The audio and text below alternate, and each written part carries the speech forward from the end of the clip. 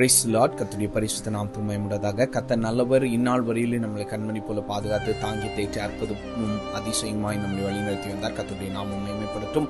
இந்த வெளியிலையும் ஊழியம் செய்கிற பிரதர்ஸ் அண்ட் சிஸ்டர்ஸுக்கான ஒரு வார்த்தை தான் இன்னைக்கு. உங்க மூலமாய் அநேக பேருக்கு கர்த்தர் ரட்சிப்பை கொடுத்தார்.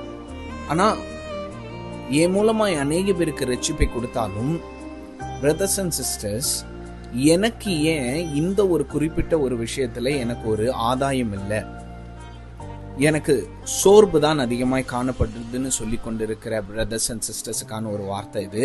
இந்த வேளையிலும் உங்க முன்னாடி ஒரு கேரக்டர் கொண்டு வர விரும்புகிறேன், சிம்சோன்.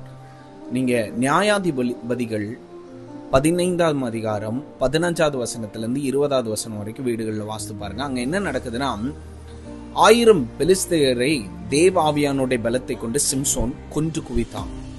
அப்படி கொன்று குவித்து முடிந்த பின்பு அவன் களைப்போடி ஒரு சொட்டு தண்ணி இல்லாம செத்து போகிற நிலைமையில நான் இருக்கிறேனேன்னு தேவனை பார்த்து சொல்லுகிறான்.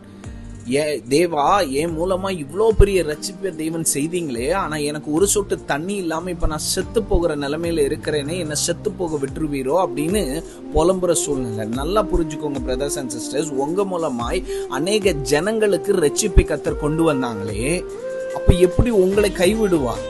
சிம்சோனை போல நீங்க சொல்லி கொண்டிருக்கீங்களா, என்ன சாகடிக்கவா இங்க இட்டுட்டு வந்தீங்கன்னு சொல்ல போறீங்களா?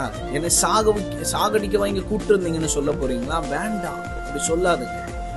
இன்னைக்கு சிம்சோன் அப்படி சொன்னான்.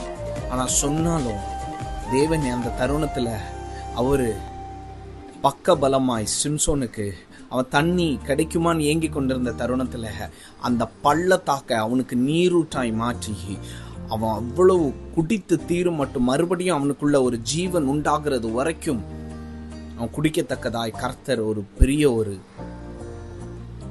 நீரூற்றை கர்த்தர் அங்க உண்டு பண்ணார். பள்ளத்தாக்கையே நீரூற்றாய் சிம்சோனுக்காய் மாற்றுகிறார்னா, உங்களுக்கு எப்படிப்பட்ட சூழ்நிலைகளா இருந்தாலும் சரி, கர்த்தருடைய ஊழியத்தை பண்ணுகிற பிரதர்ஸ் அண்ட் சிஸ்டர்ஸ், அது எப்படிப்பட்ட ஒரு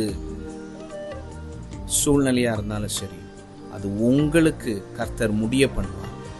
ஏன்னா நீங்க கர்த்தருடைய ஊழியக்காரங்க brothers and sisters. God bless you.